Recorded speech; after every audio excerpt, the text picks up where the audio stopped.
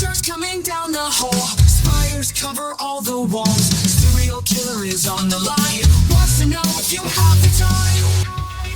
Aliens are landing soon. This will mean certain doom.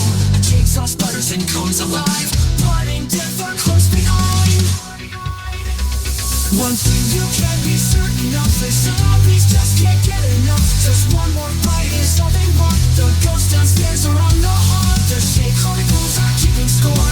That's what all the writing's for. They record the stories one by one so you don't miss all the fun. Welcome to the Shade Chronicles, an anthology-style podcast featuring short works of fiction and serial prose, specifically with a sci-fi and horror flavor. Your hosts for the podcast are Derek Leftridge and Lawrence Trokey. Hi, this is Derek Leftridge. Hi, this is Lawrence Trokey, and thank you for spending your time with us. Let's get started with our first story. The Shade Chronicles are keeping score. That's what all the writing's for. They record the stories one by one so you don't miss all the fun.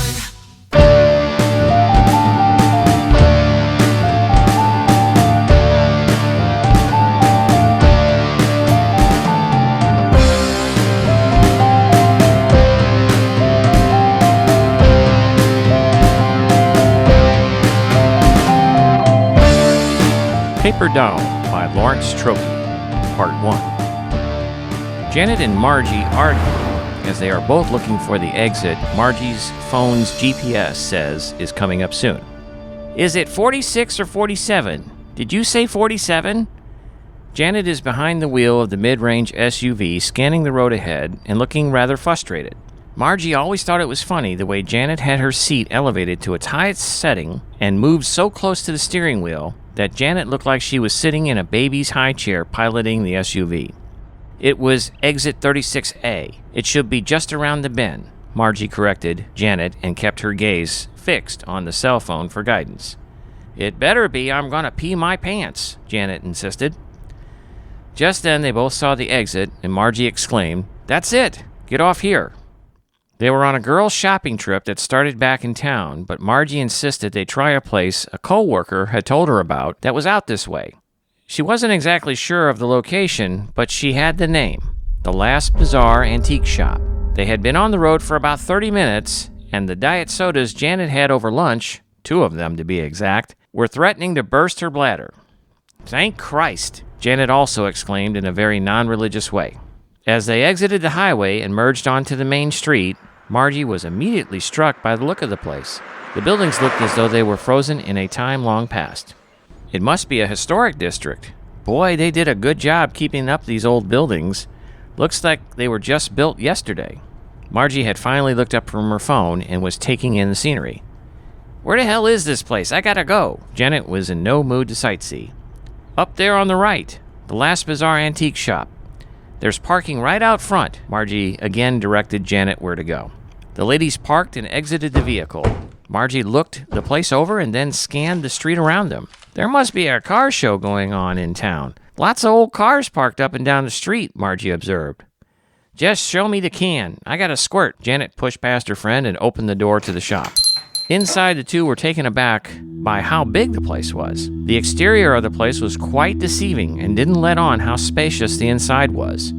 Rows and rows of antiques, for as far as the eye could see, were laid out before them. Janet almost forgot about her current biological predicament until she saw the sign for the restroom. "Back in a flash," she said as she practically ran to the ladies' room. Margie slowly walked down one of the aisles of the store and browsed the contents of the shelves. Lamps, trinkets, small porcelain figures, and so much more littered each shelf. She stopped and picked up a hairbrush with a silver handle that had very intricate carvings. She admired it for several seconds, almost entranced with it, when Janet broke her concentration on the object by stating, "I feel like a new woman. I feel sorry for the folks downstream, though. There's going to be a flood." Margie smiled at her friend's silliness and put the hairbrush back on the shelf. The two browsed some before a voice called their attention to the back of the store where the sales counter was located. "Perhaps you would be interested in this." Margie and Janet walked to the back of the main aisle to find an old woman attending the counter. She was holding a book, a writing journal to be more specific, and offered it to the ladies for inspection. Margie stepped closer and took the offered item from the old woman. Janet looked over her shoulder but was not too terribly impressed with the artifact. "What's this, a diary?" The old woman said, "It's a journal for someone who is a parser of the human spirit." And then she smiled. "Do you mean like a writer?" Margie inquired. She flipped through the manila-colored empty pages and was drawn in by the motion of the paper passing her eyes. Almost a hypnotic effect. A thought occurred to her, and she continued. "You know, I think this would be perfect for Sammy. He's been working on a novel for some time. He writes for a literary magazine in New York, but he wants to be an author. His birthday's next month, so I'll get it for him. It kind of looks old and worn. Are you sure he would want something like that?" Janet wasn't sure if the journal was something Sammy would appreciate. Most of the young people today wanted gift cards to Starbucks and Chick-fil-A. Sammy would probably end up donating this to Goodwill along with old clothing and books.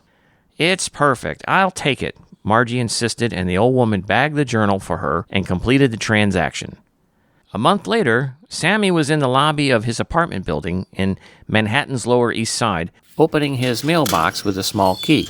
Inside, there was a note that said he had a package waiting for him at the receptionist desk in the lobby. A minute later, he's in the elevator heading up to his apartment with a package from his Aunt Margie in his hand, along with some groceries he picked up at the store on the corner. Once inside, he put the groceries away and then examined the package. Aunt Margie was very good about remembering his birthday. Since his mom passed a few years ago, she always made sure to remember Sammy's birthday as a way to help him with her passing. He missed her very much.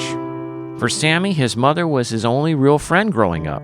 He had trouble connecting with people his own age. His mother explained he was too mature for the kids he knew, so he had trouble relating to them. He was so intelligent that they had trouble understanding Sammy, his mother would say. He believed her then. He wasn't so sure now as an adult. He just thought he was shy and way too introverted for his own good. The exception to this was his good friend and roommate, Jordan. He met Jordan when looking for a place to live in New York after he accepted a position as a junior editor with a small literary magazine. The pay was good enough for him to afford sharing a small apartment on the Lower East Side while he worked on his great American novel in his free time. Jordan worked as a junior stockbroker at the New York Stock Exchange. He could probably afford to live on his own, but thought it would be better to share the expense with a roommate. Besides, he was used to having a roommate from his college years, so what's a couple more years of having a roomie until he makes it big on Wall Street? Sammy opened the package to reveal the journal. He was immediately enamored with it. He ran his fingers over the cover. Was that leather? He wasn't sure if it was real, but it was smooth and soft.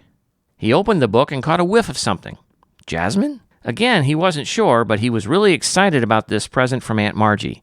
The pages had a weight and feel to them that made him think only important words were meant to be inscribed on their surface. Words that could change the world. Words that had gravitas, like the great American novel he was hoping to someday publish.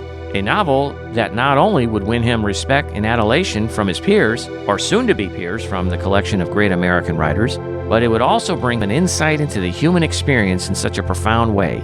His work would be thought of as nothing short of transcendent. He was not sure how long he sat there staring at the gift, but he was soon brought out of his trance by the apartment door opening and his roommate Jordan coming home. Jordan threw his keys on a little table beside the door where he kept most of his personal items. It was a good place for his keys, wallet, earbuds, and so on, since it helped him remember to take those items with him whenever he was leaving. "How's it hanging?" Jordan said like he did 100 times before coming in the door from work. A purveyor of subtle humor, he was not. "Long and slightly to the left," Sammy responded, not looking up from the journal page, a response he also has made 100 times before to Jordan's inquiry. "How was your day, honey?" Sammy continued to maintain the jovial mood between them, even though he was only partly paying attention to Jordan and reserved the rest of it for the blank pages of the journal. "Oh, it was fine, but I was tempted to slap the shit out of that guy upstairs. You know the one I told you about who keeps whining about how I fill out cell sheets? That guy's a fucking wiener." Jordan stripped off his dress shirt and flung it in the general direction of his room. "What's that?" he said, leaning over the back of the couch where Sammy was seated looking at the journal. "It's a gift from my aunt for my birthday," Sammy offered as an explanation. "Kind of shitty of her to give you a book with no words," Jordan noticing the empty pages of the journal. "It's a journal for writers to record their thoughts and ideas," Sammy grinned at his friend's joke. "Just what we need around here is more paper for you to write on." Jordan discarded his pants and kicked them also in the direction of his room, just past the desk Sammy used to work, which looked like a paper tsunami had just hit it. Jordan didn't bother to put anything on to replace the trousers he disposed of. He wore boxers most of the time around the apartment, like other folks wear yoga pants, sweats, and hoodies to lounge in. "Listen, I need to give you a heads up. I'm being sent to Milan, Italy for 4 months starting next week. It's for training with some of the bigwigs in the company." 4 months? Sammy said quizzically. He was a little taken aback at the fact his friend, only friend really, was going to be gone for 4 months. "Yeah, it's kind of a great opportunity for me to rub elbows with some of the power brokers in the firm. I'm really lucky they asked me to go. Don't worry, though, I'm still going to cover my half of the rent while I'm gone, so you should be good till I get back." Sammy wasn't sure he saw it the same way. He worked from home most of the time, rarely going into the office unless it was absolutely necessary. Outside of the occasional errand, Sammy really didn't interact with any live human beings for most of the day. This was only broken when Jordan came home and they figured out what they were doing for the night, i.e. going to dinner, playing video games, watching movies, etc. Without Jordan around, things were going to be lonely for Sammy. Still a little in shock at the idea of Jordan leaving for 4 months, Sammy asked, "When do you leave exactly?" "I head out on Sunday evening from LaGuardia direct to Milan. The flight should take about 8 hours or so." Jordan opened a kitchen cabinet and found a bag of cheese puffs, which he began shoving in his mouth at an alarming rate. "Jesus, I'm starving. What's for dinner?" "I forgot to get something started. Do you want takeout? Chinese?" Sammy apologized for his lack of attention to the duties he normally was responsible for, since he was at home most of the day. "Make it so," Jordan said in a voice resembling the captain from Star Trek: The Next Generation. "And don't scrimp on the shrimp." He walked into the bathroom and closed the door. 2 weeks had passed since Jordan took off for Milan, and Sammy was really feeling alone. He barely left the apartment. He spent most of his time either working for the literary magazine or going through his notes for the great American novel. He was feeling quite frustrated at his progress on the novel. He just couldn't seem to land on a thought that would open the door to a series of thoughts, which would eventually lead to a plot, characters, chapters, and so on. Every attempt was a false start and added to an ever-growing pile of paper for the recycling bin. The journal he got from his aunt sat on the corner of his desk untouched. He just couldn't bring himself to write anything in it yet. He felt that nothing he had come up with so far was worthy of its pages. After yet another uninspired attempt at the novel, Sammy pushed away from the desk and stood up. His gaze fell on the journal and stopped there. For a moment. A few minutes. Maybe longer. He wasn't sure. When he finally broke away from staring at the journal, he looked at his watch, and he was surprised at what time it was. It was after 6 p.m. His stomach confirmed the time, indicating he was ready to eat dinner. He felt a little disoriented, since it seemed to him that he had just ate lunch. Not pondering on his lack of attention to time, he decided he needed to get out of the apartment and get something to eat at his favorite restaurant just down the street. He'd see if a steamy dish of risotto would help clear his head. For some reason, he grabbed the journal off the desk, put it in his backpack, and headed off to the restaurant. It was a Tuesday night, and he was able to get a small table in the back of the restaurant. Must have been a slow night for him, he thought. From his table, he could see the entire restaurant. He didn't bother looking at the menu because he knew exactly what he wanted. Instead, he watched the interactions of the people in the restaurant. It looked like there was a small birthday celebration going on near the front by the large plate glass window. Off to the side, there were a couple of business-looking types who must have just got off work and decided to get a bite to eat. Then a young couple entered the restaurant and had his full attention. The guy was about average height, weight, and so on. Nothing about him was remarkable or interesting, just an average fellow. The woman he was with, however, was nothing but extraordinary. She was the most beautiful woman Sammy had ever seen in person with his own eyes. Not someone who had been made up and airbrushed to look amazing for a magazine. This woman was amazing regardless. The way she carried herself, the expressions that passed across her face as she talked to her companion, her figure and form were perfect. Sammy was literally stunned by her, so much so that he barely paid attention to the waiter when he approached and asked Sammy if he was ready to order. It took him a second to realize what the waiter wanted, and then he blurted out his order, being a little annoyed at the interruption. After the waiter left, Sammy continued his awkward surveillance of the couple. As he watched the two chat and look over the menu, a feeling of profound loneliness came over him. How long had it been since he had been with a woman? Not just for sex, but in a relationship like the two he watched just now. It had literally been years. Maybe his senior year in high school, perhaps, when he spent any length of time in a romantic connection. God, he had forgotten about how much he missed having someone to talk to like that. Someone to share little secrets with. Someone you could comfort when they had a bad day, or vice versa. Someone who was as interested in you as you were in them. Jordan was a good friend, and while his relationship meant a lot to Sammy, it didn't reach that part of his soul where the pain of not being with someone romantically lurked. Jordan was his buddy, his brother in arms, his comrade, the foil for his dry sense of humor, someone who appreciated dick jokes and Star Trek as much as he did, and the like. Sammy had suppressed it for a long time, but now seeing this couple and how they interacted with each other, it caused the old desire to come back with a vengeance. Just then, for some reason, Sammy stopped staring at the couple to look at his backpack seated on the chair next to him. He had the urge to take out the journal he brought with him. He removed it from the backpack and set it on the table in front of him. He ran his hand over the smooth, soft exterior, and it comforted him. He opened it to glance at the blank pages, and as they flipped past him, a desire to write something in the journal came over him. A thought was forming in his mind, pushing out all other thoughts and concerns, and it compelled him to write it down. He searched the backpack for something to write with. He found an old, cheap Bic pen in a pocket, but discarded it. Too unreliable, he surmised. It might skip or run out on him while he was writing. Next, he found a pencil. No good, he decided. Not permanent. It could easily be altered, so there was no commitment or devotion there. Finally, his hand found the ballpoint pen he had gotten from work as part of his holiday bonus last year. It was still in the decorative box. He hadn't used it for much and mostly had forgotten about it since he did most of his work on a laptop. This was a pen that probably cost $30 or $40, nice enough to be considered a gift for a lower-level employee of a small firm. It seemed appropriate as well with him working for a literary magazine and all.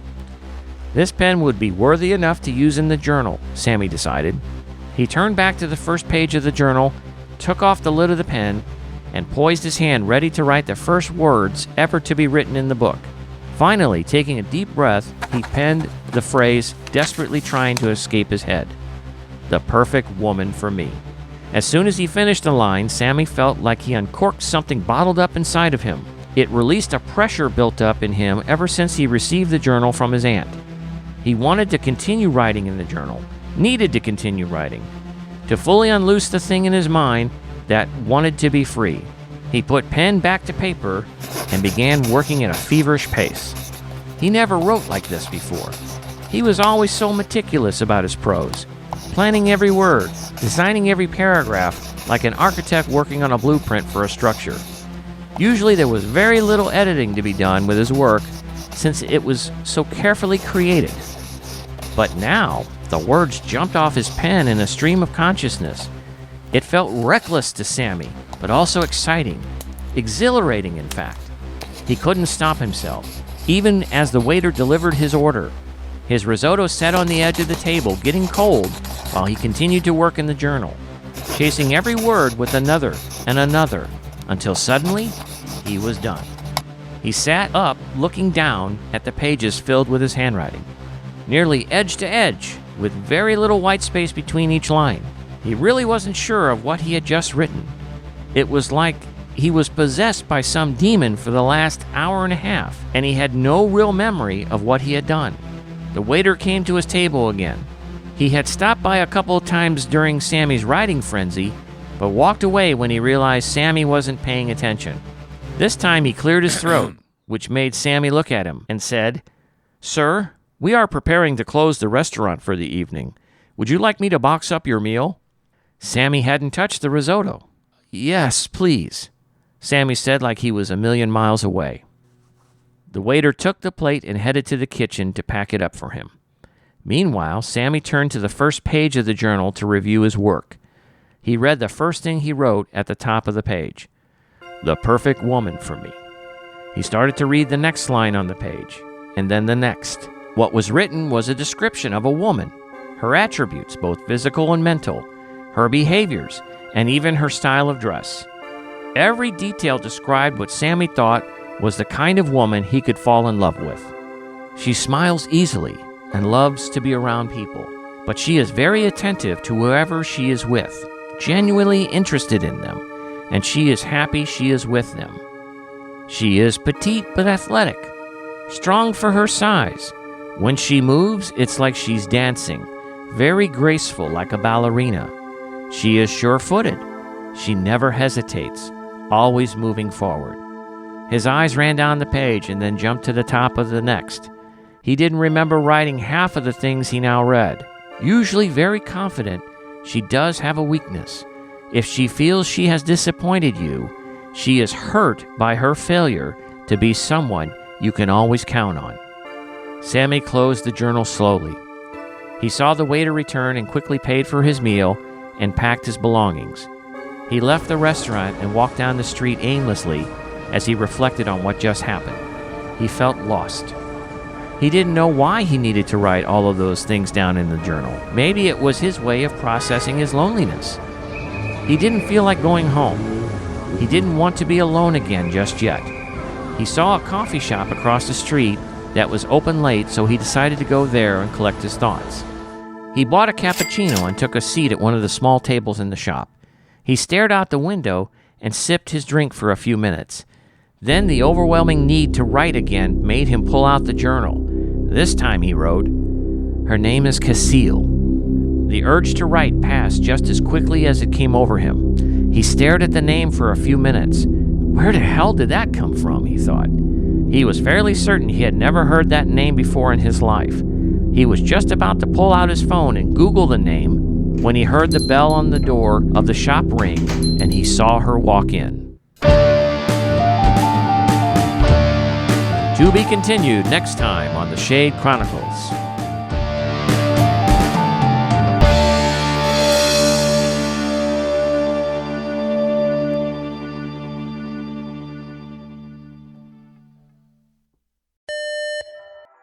Attention Shade Chronicle podcast listeners.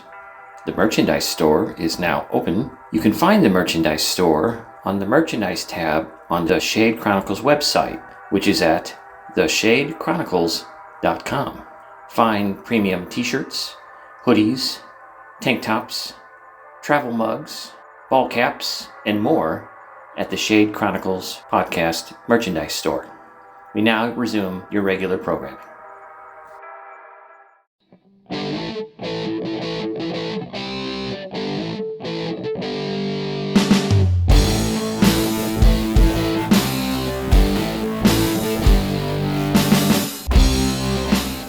Brothers Time, Part 1, Chaser.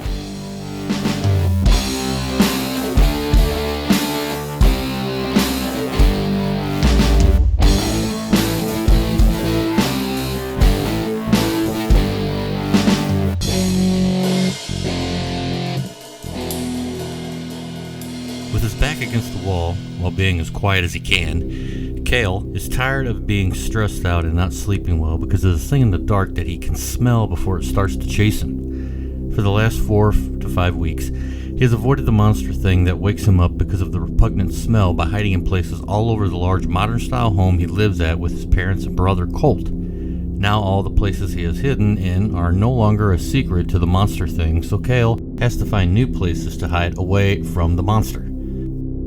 Since Cale does not sleep well at night, he has been searching around the large 2-story home and came across a surprise. which is an old dumbwaiter in the main hallway on the top floor that had been wallpapered over and covered with plywood strips for the wallpaper to adhere to. Cale removed the wallpaper and strips of wood and was able to open the dumbwaiter door and sit in that area. With partial lighting coming through a nearby window, he was able to see a panel with 3 buttons on a wall of the dumbwaiter and cautiously pressed them, and all they did was make a distant buzz sound. Cale decides to cover up this possible hiding place by putting the wallpaper back over the frame and covering the dumbwaiter so no one can see anything different as they walk by.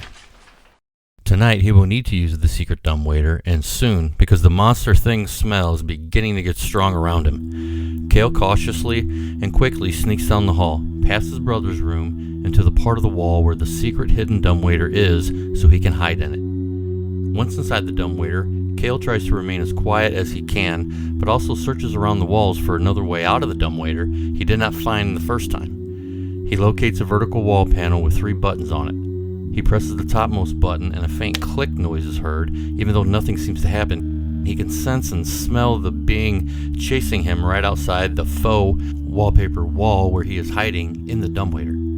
Cale thinks to himself, since he is on the topmost floor, he may try another button on the panel since the dumbwaiter is probably not going to go up. As this thought was almost gone, there was a bang on the dumbwaiter door followed by a thick snarl and a faint smell of rot. This startled Cale, and he moved away from the door of the dumbwaiter and searching for the button panel and presses the middle button, and even though the entire area shook slightly, it did not move. He immediately presses the bottom button and the small dim light at the top center of the dumbwaiter area goes out and the entire area begins to vibrate. Then the entire structure thumps, bangs, and begins a fast free fall that causes Cale's body to stick to the top right side of the dumbwaiter. As many thoughts go through his head, Cale is not only surprised this is happening, but wondering where this thing will end up and how bad will this sudden stop be for him. It feels like minutes, but is only seconds of this falling ride. The dumbwaiter stops abruptly, causing Cale's body to quickly fall to the floor of the dumbwaiter. The floor breaks away, and Cale falls again out of the dumbwaiter into free air and lands softly on a large bale of hay and rolls off onto his back on the ground. Lying there on his back, Cale feels around with his hands to make sure the ground is there and stable. He then looks up and sees sunlight coming through the slats above him. Focusing a bit better, Cale sees that there are also rafters above him and the smell of rich manure. Slowly getting to a seated position, Cale realizes he is in a barn structure that has stalls of hay, one of which he fell out of, and cows within the barn, or so it seems because he can hear them mooing. Cale gets up to his feet and looks around. From outside and out of sight, Cale can hear the thunder of many horse hooves begin to fill the air, and the ground slowly begins to rumble. Then multiple gunshots can be heard. Cale, startled, begins to slowly shuffle over the dry dirt of the stable floor towards the entrance. Before he can make it there, from the left side he is tackled into another stable pile with hay. Confused and angry, Cale squirms, rolls, and pushes whatever jumped him away and crawls out from the depth of the hay. A hand goes over his mouth and he sees his brother Colt at the other end of the hand, but he's wearing what looks like a cowboy costume someone would wear 50 years ago. Cale's brother Colt slowly removes his hand from his brother's mouth and whispers, "Do not talk, move, or breathe too loud. What is happening is crazy, but at the same time cool as hell." As the gunshots and horse hooves get closer and begin to pass by the barn, Colt covers himself and Cale with hay. After about 30 to 40 seconds, Colt pushes the hay off their heads and looks at Cale. "I cannot tell you why this is happening, but we need to stay alert and be cautious. This is another time, era, and a different world." Colt's look goes from blank to almost understanding and then to confused, and he tilts his head like a dog when it seems to be listening to you. He musters all his thoughts and understanding and says, "What the, huh?" Colt drops his head and begins, "Start putting the stuff on as I get you up to speed as fast as I can." Colt moves the clothes and hat closer to Cale and nods his head towards the pile as if to say, "Start putting the stuff on." Colt then says, "You are being chased by that crazy monster in the house, right?" Cale looks quickly at Colt with a face of surprise and begins to pull the very long and rough pant material up and ties it with a piece of rough rope. Colt nods dramatically and continues, "Yes, you did. I've seen and smelled that thing too, and have tried to get you to ignore it so you would go away, but you're too thick to listen. Cale sits on the hay pile, beginning to pull up the long socks, and says, "This is my fault? How?" Colt ignores and goes on. "Then you found the dumbwaiter I tried to hide that happened to be the time machine. You activated it and have come to our town, but in the 1800s. Cale shakes his head as he ties up the uncomfortable shoes. He then looks up at Colt with a look that says, "Go on, but I don't believe you." Colt responds, "Yes, that is right. We have both time traveled through a food elevator from the 20th century back to the 1800s, and now you have to dress up like a cowboy." Cale stands up in the stall, puts on and adjusts his hat, looks up at his brother Colt and inquires, "Okay, where are Mom and Dad? Do they know about this, using air quotes, time travel thing?" Colt looks at Cale, frustrated, puts his hands into his pockets, and says, "Let me try this again. We have traveled back in time through a dumbwaiter to the same area, but back in time about 150 years. He continues a slow, condescending explanation. "And now we need to get across the street to the general store so we can sneak into the basement before dusk to hide out from the evil thing that surrounds this town so it does not chew our faces and melt our eyes from the inside out." Cale responds, "Well, that is just crazy and I do not understand, but I like my face, so I have to follow you. Lead the way." Colt walks a few steps in front of Cale as they leave the stalls and out onto the dirt road that goes through the center of River's Rim. Cale looks to the right and sees a few buildings on both sides of the road. He can read hotel above an ancient 2-story wooden building and River's Rim Mining Company above a structure on the other side of the road. He must have not been walking fast enough because in a loud whisper, Colt says, "Come on, hurry up." Picking up his speed across the road towards Colt, who is a few steps from the entrance of the general store, Cale glances to his left and can see many more buildings on both sides of the road. At the end of the main road, he can see a large body of water, and it looks like the sun is melting into it as it begins to set for the day. Colt walks through the front door of the general store, and the tinkle of a bell can be heard. Colt holds the door open for Cale, who quickly walks up the stairs, in most uncomfortable shoes he has ever worn, and crosses the threshold into the store. The door shuts, and someone in the back of the store says, "You boys can wait back here, and I'll be closing up soon." Cale follows Colt past the thin man by the door in the storeroom. The door shuts and is locked, and Cale grabs Colt's arm and says, "What is going on now?" The door to the storeroom opens again quickly, and the man that they just passed by, the thin man, walks in, shuts the door behind him, and quickly locks a bolt lock, and grabs a 4-inch by 4-inch by 4-foot long piece of wood leaning against the wall to the right. He puts the wood in the holders on both sides of the door in the middle, turns around, and begins to introduce himself to Cale. "Hi, I'm Toby, and my dad owns this shop, but he has already gone home for the day. Your brother Colt and I met a few weeks ago, and he told me you were coming to town soon. After learning of how things go around here in the evenings, he let me know you both would need a safe place to stay for when it gets to be dusk until dawn. That is what we three will be doing, staying in the lower part of the storage room until daylight to stay safe." Wide-eyed, concerned, and confused, Cale looks at his brother Colt, then Toby, and asks, "What do we have to be safe from? What happens in the evening around here? Do you have giant killer lightning bugs?" Cale laughs, and only Cale laughs. Toby looks at Colt and slowly looks at Cale and says, "So apparently you don't know about the thing that comes out of the woods at dusk and can make you wish a giant bug was all." The ending of the sentence is drowned out by a growl that shakes the storage room and seems to be coming from the other side of the door Toby is standing in front of. Toby freezes, then with a loud crash, the door explodes behind him into the room, throwing debris and dust in all directions. Colt grabs Cale's arm and drags him over to the trap door in the floor of the storage room, throws him down, jumps down himself, and pulls a rope that slams the door, and multiple clicks and clangs are heard. Colt grabs Cale and pulls him close to him. As they both are shaking in fear but holding on to each other, they can hear from above what sounds like hunks of meat slapping on the floor, along with screams that are interrupted by liquid splashing.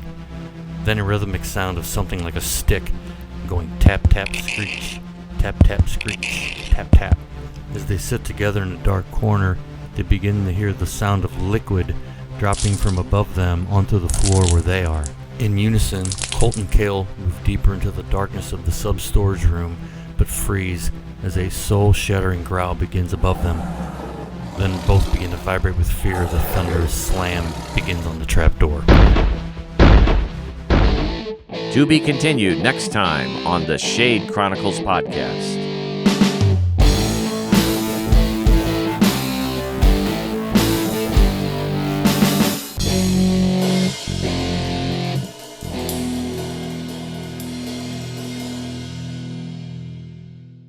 All right, and those episodes were good, I feel.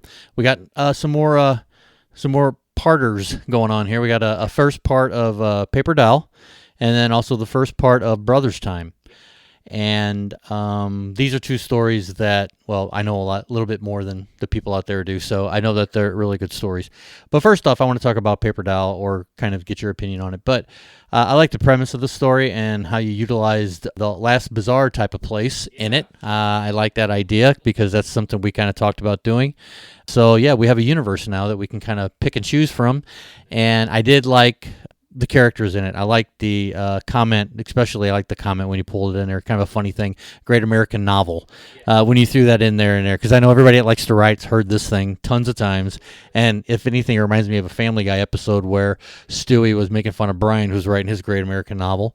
So I just wanted to say that was a good one. And what do you got to say about it? Yeah, so the inspiration for this goes back to something I've talked about before. It's all in the title. Mm-hmm. Oh, yeah. I had this idea, Paper Doll. Yeah. It's like, okay, so what do I do with that? And the idea was, well, what if someone was able to create another person? Now, we don't really know this in this first part till the very, very, very, very end. So you kind of get an idea of it. I'm not wanting to spill anything, but I'm just saying you kind of get an idea of it, and I kind of felt it was going away by the name of it. However, I was like, man, that was really, when I listened to our episodes, I'm looking at the time, and I'm like, 30 seconds, 20 seconds. When's he going to say it? What's the hook? And you got it right there, and it was really good. And, I know it's a good story. I've heard second part, but I'm going to talk about that. The first part is really good, and I like how you kind of brought it there, and I think it was a good cliffhanger. Yeah, and that was where I knew the natural break in the story would happen. Right. Is when we introduce this person that Sammy wrote about in this strange, weird writing journal that he got at the Last Bazaar antique shop. His aunt got it for him, correct? Yeah. It came from there. His aunt bought it for him as a birthday present, and he decided to start writing in it, or more or less felt compelled. There was something happening. Which his aunt also felt. Was his aunt Margie or Janet? Because I love their conversations together. It reminded me of I think it was Margie. my sisters talking.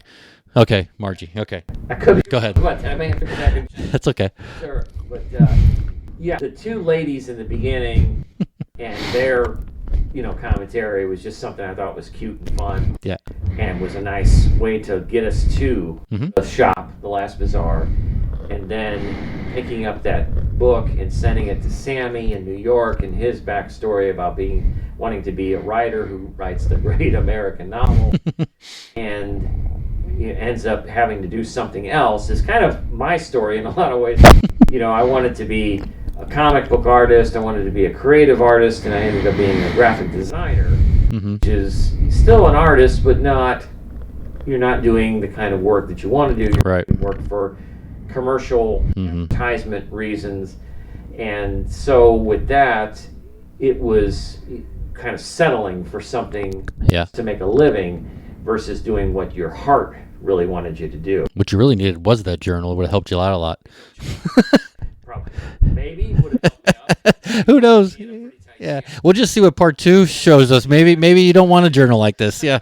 Or maybe you do. I don't know. Anyway, go ahead. So, with that said, having this creative type who is wanting to do something important and big with his work, and then comes across this journal which seems to have some kind of strange influence or power over him, and then also coupling that or pairing that with this desire to have a relationship with someone, that kind of thing. And then the title, of course, was the thing that inspired it all, Paper Doll. It's like this was kind of where I ended up, having someone using this journal to write about his perfect woman who then actually appears. Right. I like the premise. Again, I like it. Yes, thank you. It reminds me of some things I've heard before or read before, but knowing what I know, it's unique. So far, I mean, Yeah. again, Yeah. there's nothing new under the sun. Sure. Certainly the voice is always what I'm focused on, is Yep. the storytelling and the voice. Yes. So, and speaking of storytelling and voice, you took a kind of a different direction on Brother's Time. Yes. One, which I felt was very energetic and Yeah. very exciting. I know from the production work I did on it, how many sound effects I had to pull up for this thing. Yeah. Yeah. So tell me about the inspiration for that one. This one was my first attempt at doing something that's longer than well, I guess I just recently had one last Bazaar, but I wanted to do another one that was a little bit longer, had parts to it. And I want my parts, and I actually mentioned the name of the part in my title description. And this one was called Chaser. There will be 2 other parts, and they will also have titles, and they're kind of, well, this story is continuation to 2, then 2 to go to 3, so it's all going to be one story. However, it is going to be different things that bring them all together. And this one here was just to get my main characters, 2 brothers, kind of see their relationship, see that they're dealing with going to another time. And it was a rushed kind of a thought process, because the kid's being chased in his house by something, gets in an old dumbwaiter. I mean, you start off right out the gate with this kid hiding from a monster. Yeah, right, yeah. I mean, come on. Yeah, I wanted to get to I wanted to do a monster story to a point, because that's the things we grew up on. Even though the serial killer guy, the Jasons and the Freddy Kruegers and Michael Myers are great, it's also cool whenever there's monsters. Yeah. And you can also give monsters personalities. That might be foreshadowing for the future. But anyway, my thing is that it's what I know of the story, and I know how it ends because I've written it.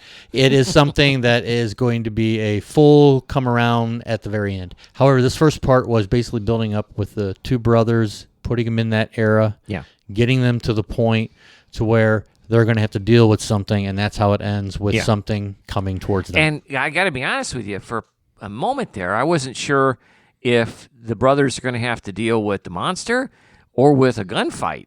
Because you got all this gunplay going on and horses and stuff. Is like, and they're hiding from that. So I'm hoping that kind of reveals itself a little bit more in part 2. Because I'm like, okay, well, wait a minute. You got this, and you got the monster, and there's things happening with the monster. And it's like, wow. Yeah, it's basically, and I can kind of say this too. It's basically the time that Cale ends up landing out of the time machine and meets up with his brother is really close to dusk, and dusk is a big thing in this town. That's when things occur. Okay.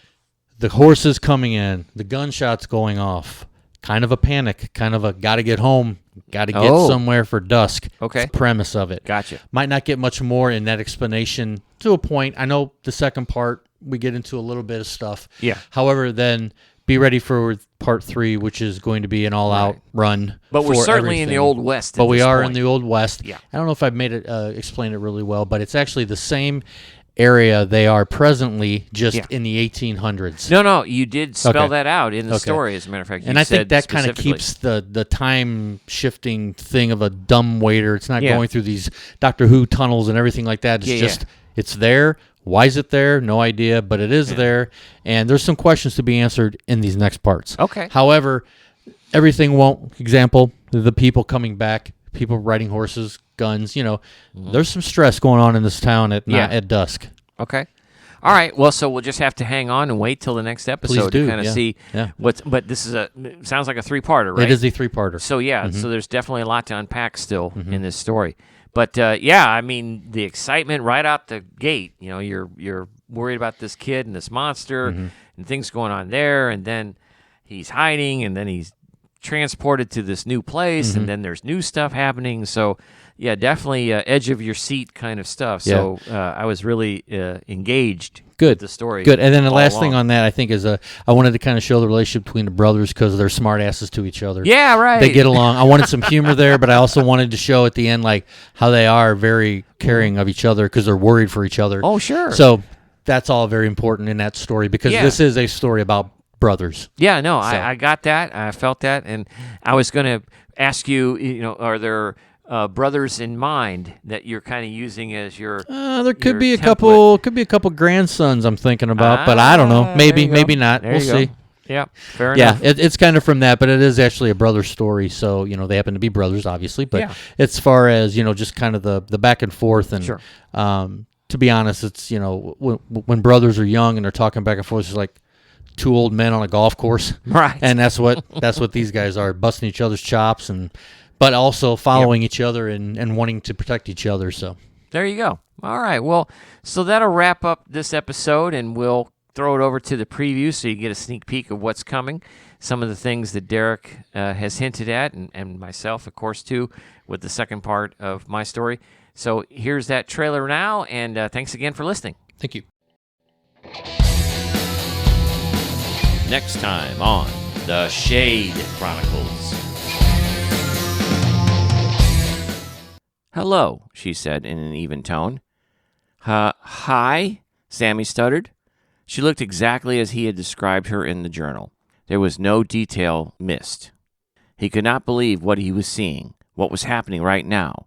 The girl of his dreams sitting across the table from him, and apparently here because he wrote about her in his writing journal. He didn't know what to say or do next. Then Cale leaned in and gave him a kiss. It was the most amazing thing that has ever happened to him in his whole life, he thought. She whispered to him, I am here because of you. I am here for you. She kissed him again. Sammy's questions and concerns melted away after that. When he felt Jordan was out of earshot, he turned to Cale and said, What the hell was that? Cale was washing a dish in the sink. She turned to Sammy and replied, What do you mean?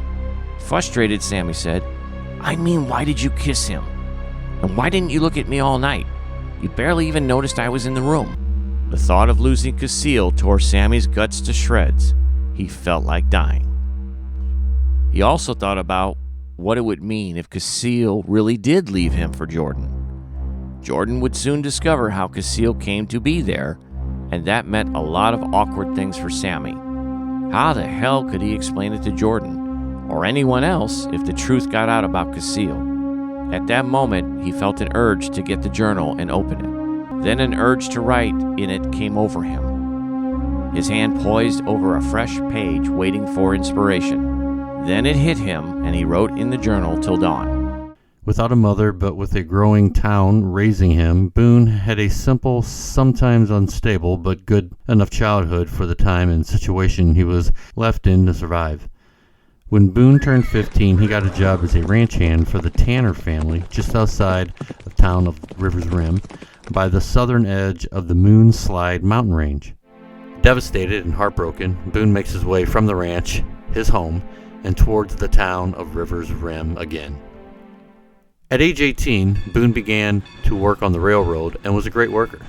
Boone finishes a repair on part of the track when he is hit from behind and falls to the ground. As Boone tries to get up, others begin to kick and punch him, and during the attack by the others, his pay is stolen. I wish I could move on to something other than disappointment, pain, and unwantedness. Well, the figure announces, I can make that happen, but I need one thing from you. I don't think I have anything I can give you, Boone replies. I have nothing, unless you want my soul. Boone grins and makes a laughing snicker sound. The figure does not return the laughter and just looks up at Boone, expressionless. Thanks again for listening to The Shade Chronicles. For comments or inquiries, you can contact us at shadechron@gmail.com. That's SHADECHRON@gmail.com. Visit us on Facebook, Twitter, and Instagram. You can also get more information at theshadechronicles.com. The Shade Chronicles Podcast is the creative property of Derek Leftridge and Lawrence Trokey. Stories in this podcast were the sole creation of Derek Leftridge and Lawrence Trokey, respectively. Any attempt to replay for broadcast or distribution portions of any episode of The Shade Chronicles without the prior written consent from the creators and/or significant compensation is strictly prohibited. Shame on you for even thinking about it in the first place. Thanks again for listening. Tune in next time for another episode of The Shade Chronicles.